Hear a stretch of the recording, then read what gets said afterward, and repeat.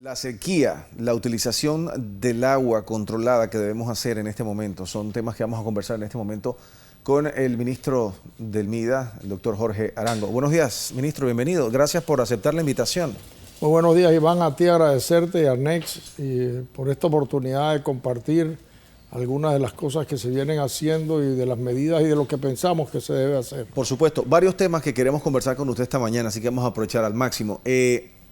Lo de Lima, que se estaba presentando ayer, ¿de qué manera beneficia esto que regrese al MIDA? Bueno, cuando se hizo la ley en 1910 para las cadenas de frío y fue modificada posteriormente en el 2013, el IMA se sustrajo del Ministerio de Desarrollo Agropecuario. La función del IMA es vender productos producidos en Panamá, ayudar al productor a comercializar sus productos. En ese entonces, el IMA se convirtió casi que en un 80 o 90% en un importador de alimentos.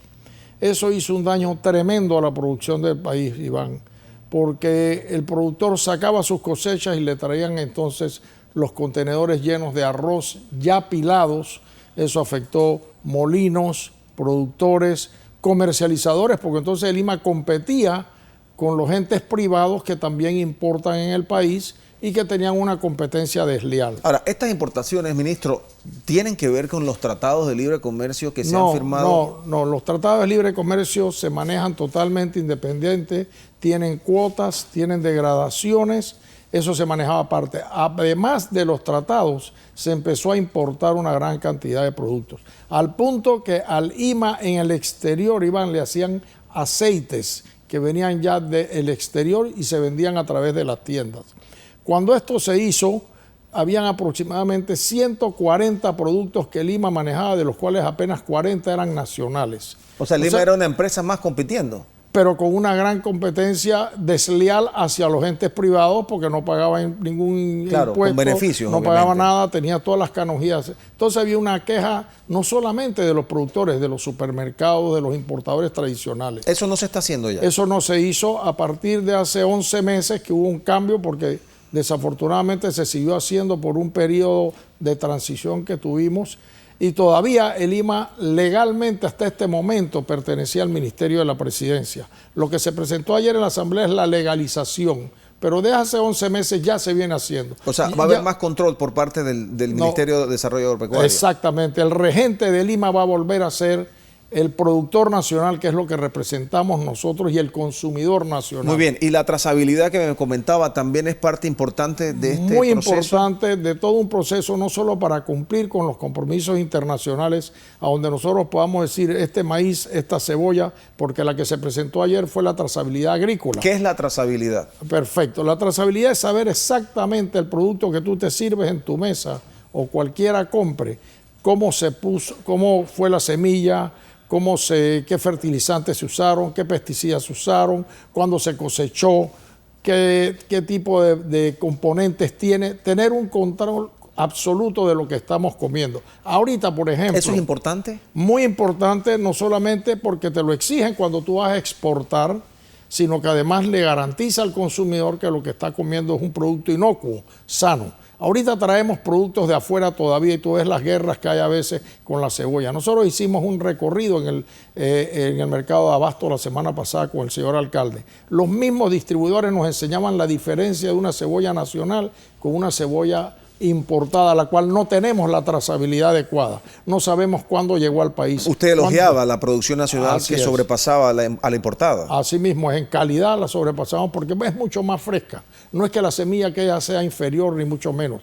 La de allá afuera no tenemos control. Entonces veíamos cómo habían cebollas ya dañadas dentro de los sacos importados y algunas hasta nacidas ya porque tenían mucho tiempo de haber sido cosechadas. ¿Cuándo estaría funcionando esto de la trazabilidad? Bueno, la trazabilidad la estamos implementando en hecho, pero no la teníamos legalizada. Okay. Entonces, igual que lo que estábamos haciendo con el IMA, que desde hace 11 meses ya nada más que vende productos nacionales cuando agotó todo lo que habían comprado, estamos haciendo lo mismo con la trazabilidad. O sea, esta era como una formalización del proceso. Así es, así es. Okay. En la práctica se estaba haciendo, pero no era todavía legalizado. Ministro, la huelga que hubo la semana pasada de productores de papa y de cebolla lograron consensuar, estaba escuchando yo, en un 90% de las peticiones. Así es. ¿Cuáles fueron esas que se quedaron por fuera y cómo lograron este entendimiento? Bueno, nosotros nos sorprendió un poquito, no solo que uno proteste, todos tenemos derecho a protestar, y como tenemos una gama tan grande de productores, no todos llegan a tener la misma información.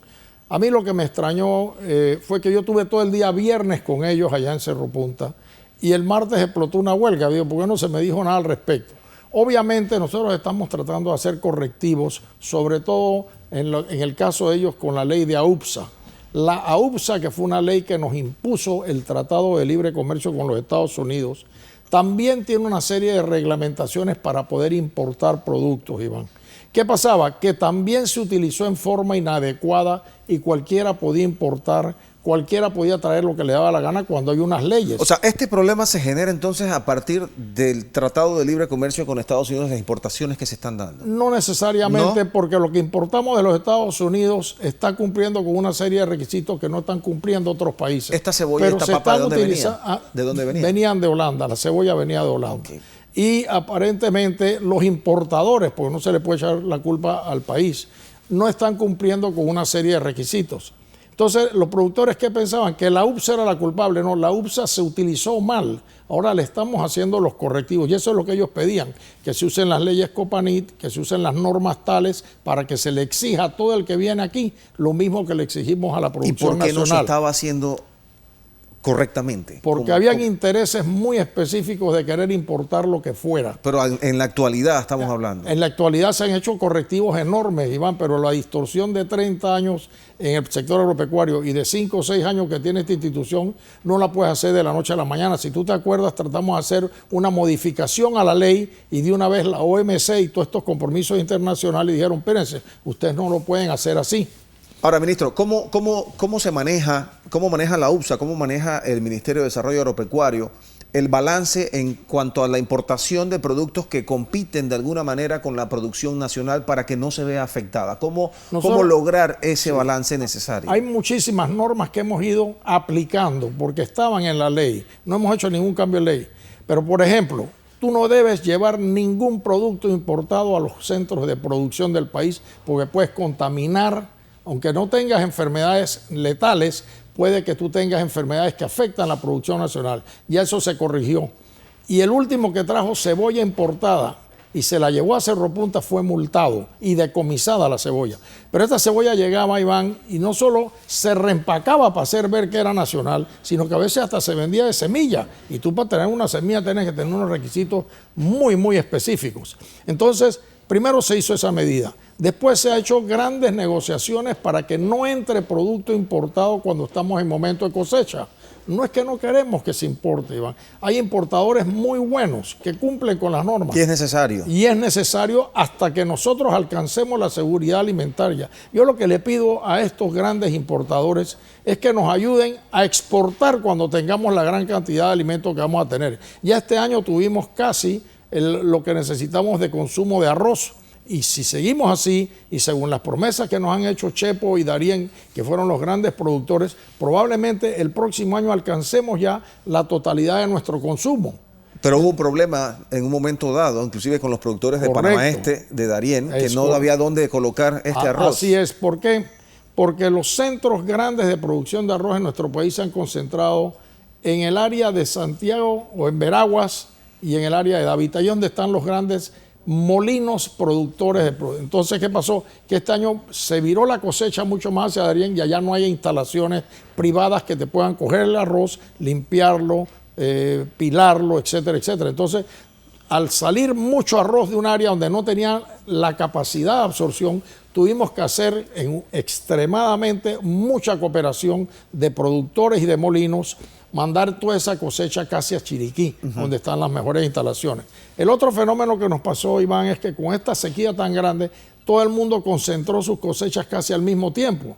Entonces salieron casi 6 millones de quintales de arroz al mismo tiempo y los molinos nuestros no tienen la capacidad para pilarlo y secarlo y todo a la misma vez. Ministro, hay una regla económica que cuando hay sobreoferta, los precios bajan. cuando hay mucha demanda y no hay suficiente producto, los precios suben. ¿Nosotros experimentamos ese fenómeno aquí en Panamá con los productos? En este momento en el sector agropecuario nunca hemos tenido sobreoferta. Nosotros todavía somos deficitarios en muchos productos. Productos que podríamos llegar a alcanzar la totalidad de nuestra producción por lo que estamos viendo. ¿En el maíz, por ejemplo, no sucede? En el maíz, que es casi imposible porque el maíz tiene unas características muy específicas. Un maíz, para que te dé los rendimientos que te da en Sudamérica o en Norteamérica, tiene que tener horas luz muy grandes, 14, 16 horas luz. Por eso es que tú ves que esas cosechas salen en los veranos de ellos. En los polos extremos casi no hay días, horas, noche. Entonces ahí es donde son mucho más eficientes que nosotros, que no tenemos eso.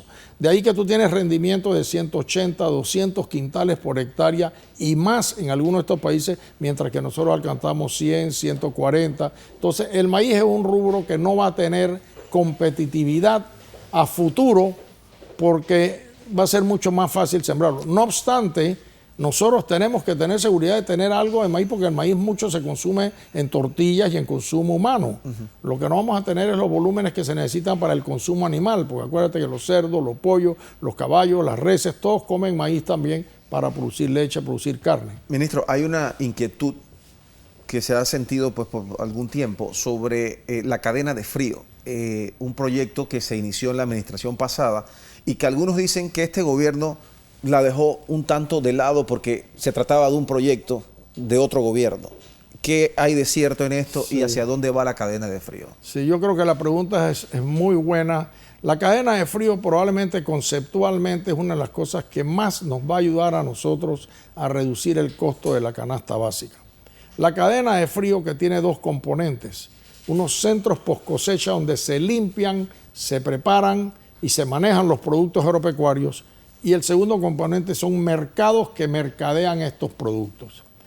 El problema principal que hemos encontrado no es que sea de un gobierno o del otro, eso hay que arreglarlo. Es el comentario, la percepción. Sí, yo comprendo que sí y no es un concepto correcto. La cantidad de problemas encontrados ha sido tan grande, Iván, que no hemos tenido la posibilidad o la alternativa de entrar a la velocidad que quisiéramos. Yo creo que en los últimos 3 o 4 meses se han hecho avances enormes. Acuérdate que la mitad de estas obras quedaron a medio camino. ¿Va a quedar funcionando al final de esta administración? Tiene que quedar funcionando en los próximos año y medio o 2, porque en algunos es poco lo que falta. Pero, por ejemplo, tú construyes una obra de esta magnitud donde los principales actores son los productores y los productores no tienen idea de lo que hay allá adentro porque no se hizo la capacitación adecuada. Ministro, hay tantas cosas que quisiera preguntarle, pero bueno, el tiempo apremia. Pero no lo puedo dejar ir sin hablar de la sequía y de las soluciones que se han dado hasta este momento, las proyecciones que hay por delante. ¿Qué se va a hacer a largo plazo para no estar todos los años en esta situación y con estos paliativos que hacemos un pozo aquí, un abrevadero acá y realmente no representan una solución verdadera? Nosotros tenemos que hacer a nivel de Estado sistemas de control de agua adecuados. Panamá tiene muchísima agua, Iván. Nosotros acabamos de traer a través de la Embajada de Israel un técnico súper especializado que recorrió el país. Y cuando terminó me dice, si en Israel tuviéramos esta agua, le daríamos de comer al mundo. Hacen maravillas en Israel. Sin con lo agua, poco que sin tienen, agua. o casi Porque nada. el problema nuestro ha sido no saber usar el agua. Pero agua tenemos suficiente. Aquí hay que hacer una política de Estado en el manejo de las aguas del país. Eso involucra sistemas de riego bien hechos, diseñados. Si hubiéramos tenido la oportunidad de tener el sistema de riego de Tonosí, por ejemplo, ahorita estaríamos con 10.000 hectáreas que no tendríamos grandes problemas. Pero bueno, diciendo lo que tenemos que hacer sistemas de riego. Pero ¿por qué no se desechó lo malo de ese proyecto, que quizás fue el manejo, los fondos, cómo se utilizaron, la malversación quizás y toda esta investigación, y no se agarró lo bueno, o sea, seguirlo adelante? Eso parece muy lógico, pero cuando tú tienes abogados de por medio y tienes pleitos legales, y en este caso hasta pleitos judiciales, por decirlo así, o penales, la cosa se complica un poco más. Yo me siento muy optimista.